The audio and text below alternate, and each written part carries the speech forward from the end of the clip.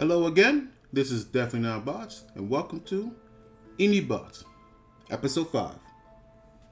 Today, we talk on Vigil, the Longest Night. Before we get down to it, please go subscribe. I'm trying to hit 100 before the end of the spooky season, and I think we're close. We're really close. So just make sure to like, comment, and subscribe, and let's get into the video. So, I'm not gonna lie. I am an indie game type of bot. If my past videos are anything to go by, I like my indie games. I also like Metroidvania and 2D.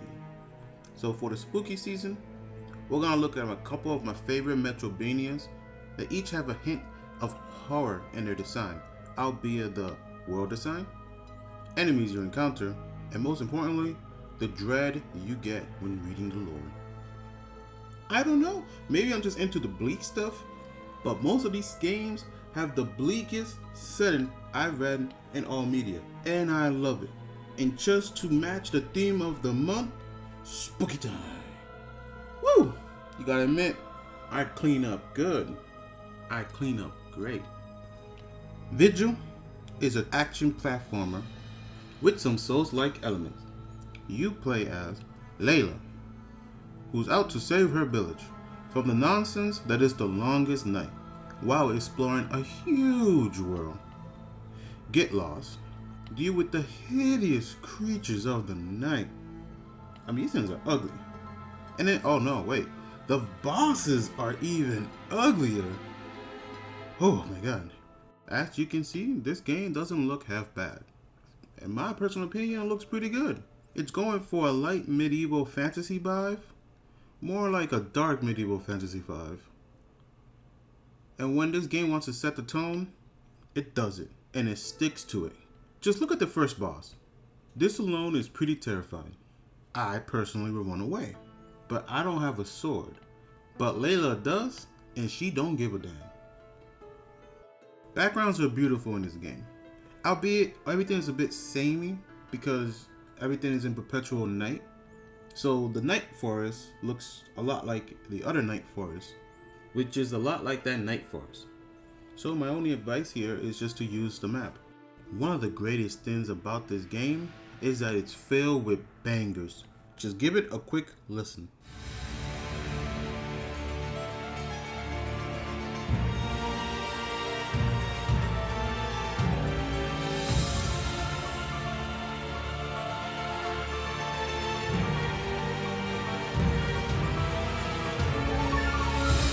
This is unapologetic Castlevania, and I love it.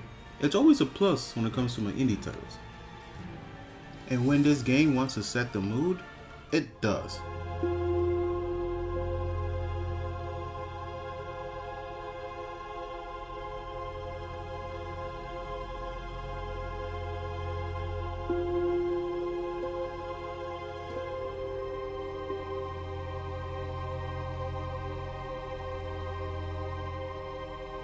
And the sound design in this game is really well done.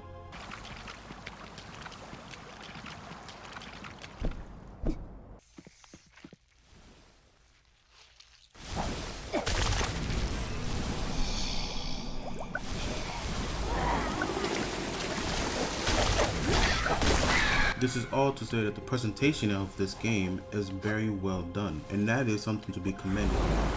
In this channel, we give credit to when and where it's due.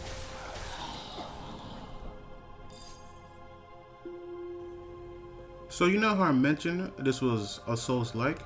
Well, it feels more like a Souls-light. Let's get into it. From the footage you have been seeing, this does look and play a lot like a Souls game. HP, stamina, and healing are all present and are exactly what you expect them to be. Damage is noticeable, and enemies can swarm you and outright kill you. When you die, you lose all progress made. You don't get sent back to the nearest checkpoint, no, you lose everything. So make sure you save often, because if you beat a boss and then save, well, it's time for round 2. Now this game does something very interesting with stamina. It gives you this bar, and then gives you the yellow bar. When the yellow bar fills up, you go to the exhausted state. Essentially, basically, this is like your full stamina. If you don't get to the exhaust state, it still goes back up. It's just a little, slower to regenerate. But thanks to the skill tree, you don't really have to worry about that. In retrospect, the stamina bar is just bigger than it looks. What is missing here from the Souls-like experience is that the currency is not what you use to level up. Defeating your enemies is all you need to level up in this game. It's honestly more like Castlevania than anything. That is right. There is no stats in this game. None you have to level up like in other Souls-like. What we do get here is skill trees. One for every weapon type and another dedicated to making your character stronger. Every time you level up, you get a skill point. And this is how you can get your own builds. But if you pick a weapon, stick to a weapon. And if you reach the high levels, make sure you spin to win till they die. If you're justice, they will cry. Spin to win, face them all. Just one silence. And if you use the bow, you can just pew. It's not the same, but it is effective. So when it comes to healing, when you run out of your blood vials, potions. That says potions, okay? And if you run out of the potions, you need to find more from enemy drops or just buy them. Now I know that sounds like a lot of work, like in Bloodborne, but this game makes sure you always have enough money on hand, more than enough money on hand. It pays you so goddamn much. And when you get a weapon skills, this is just beautiful. The cash flow is great. Oh yeah, by the way, you also can teleport anytime you want since the beginning of the game, which means you're also gonna be looking at the map a lot. Okay, so for this next section, I'm just gonna nerd out about the game. I could choose Souls-like. In fact, let's call this Soulsvania. Yeah, that sounds completely right. I got lost. I got hella lost in this game. I had no idea where I was going or what I was doing. And I got lost for a little too more than I want to admit. I don't want to tell you how long I was lost for, so you're not going to know. I'm just saying I was lost, and I loved it. Every second of it. Remind me when I was playing Castlevania, Symphony of the Night. Fantastic game, lovely. This game invoked those feelings in me. I haven't talked about the story in this game, and I'm not going to. If you want to know what you're doing, there's a journal. Go read it. It's a good story. I like it. Speaking of which, when it comes to that journal, make sure you use it. I ignored it my first playthrough, and it was dumb of me to do. Like, it tracks everything.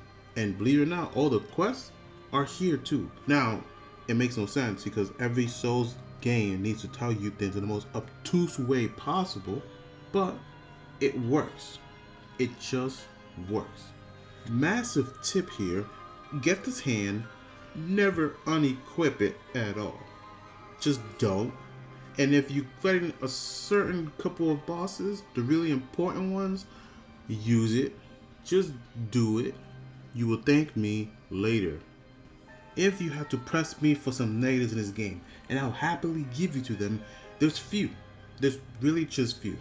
Besides everything looking the same, like I already mentioned before, Perpetual Night, but this is the name of the game, The Longest Night, my only complaint would be that some of the inputs don't come out as much as I like them, especially when using some certain weapons.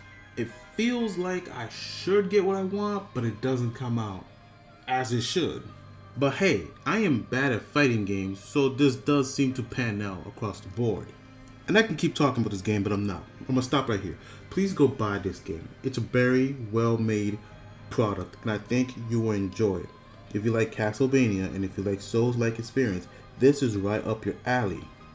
And if you like to spin to win, definitely up your alley. Being all kinds of fair here, this game is a straight 7 out of 10. It knows what it is. It isn't trying to reinvent the wheel that is gaming or Castlevania, and it's just doing what works, and it does it well.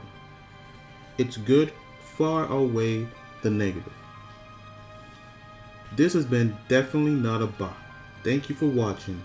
Next time, we make a deal with death. I was sitting there alone with my thoughts when I saw a shadow descend from the heavens. It was finally my time. Death had come to claim my fuzzy mass. But I had never seen an angel so ungraceful. He tumbled in the dirt, dusted himself off, and stared back with hollow eyes. Spoilers, I love that game so much, but I'm gonna talk about it soon. I hope you enjoyed the video. Leave a like, comment, and subscribe. Please, I'm trying to reach 100 before the end of the month. Maybe it's possible, maybe it's not. It may be a dream, but it's my dream. So help a humble box out. And I'll catch you on the next one.